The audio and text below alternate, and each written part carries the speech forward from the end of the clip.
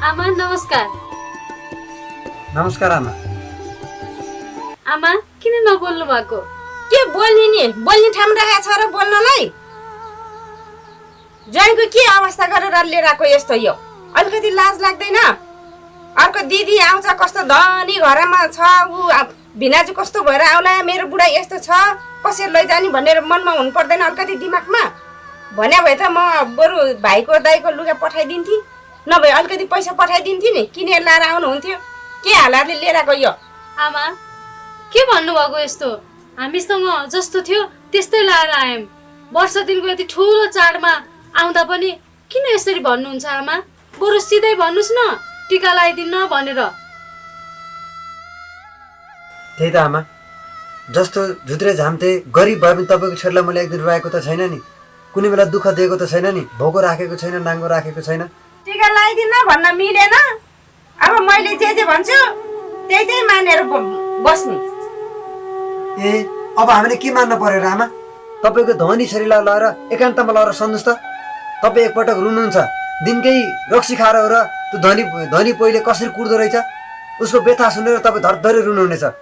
जति झुत्रे झाम्ते भए पनि मैले तपाईँको छोरीलाई रक्सी खाएर हल्ला गरेर कुनै बेला पनि हेला नगरिकन एक थप्पड मैले पिटेको छैन। सम्झुस् न तपाईँको छोरीलाई। ल ल ल धेरै कुरा नगर, टिका लाउन आउनुहोस्। अब बरु टिका लगाइदिन्छु। ल आमा के टिका लाउनु र? मलाई त हजुरले यसरी भन्नु हुँदाखेरि टिका लाउनै मन लागेन आमा। न तिजमा लिन पठाउनु भयो, जन्मदिने आमाको बाको हातबाट यति ठुलो दसैँमा टिका थापौँला, आशिष थापौँला भनेर आएको। ल ल ल ल अब धेरै कुरा नगर, अब टिका लाउन जाऊँ। आऊ, अब हामीले जे भन्छ त्यही गरेर टिका लाएर अनि जाला। ल आऊ छोरी, तिमी यता आऊ त। ए को आउनु भएको रहेछ र आमा? यता आऊ, तिमीलाई म भन्छु यता।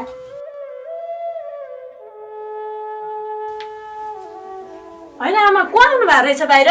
हेर नानी, तिम्रो बहिनी आएछ। अनि हामीले चाहिँ कस्तो झुत्रे झात्रे भएर आएछ के। हेर यस्तो ज्वाइँको अगाडि, अनि हामीले चाहिँ गाउँको मान्छे टिका लाउन आएको भन्छौँ, तिमीले पनि त्यही व्यवहार गर है ज्वाइँको अगाडि। त्यस्तो ज्वाइँलाई चिनाउने लाजै मर्द के। हुन्छ आमा, त्यो त मानौँला, तर चित्त त दुखाउनु हुन्न होला नि?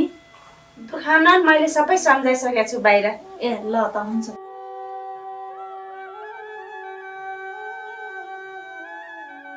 बुढी गरिब भएर ससुरालीको हातबाट टिका लाउन ससुराली आउनुभन्दा त बरु कतै जोगीको कुटीमा गएर टिका लगाएपछि आशीर्वाद पाइन्छ कि जस्तो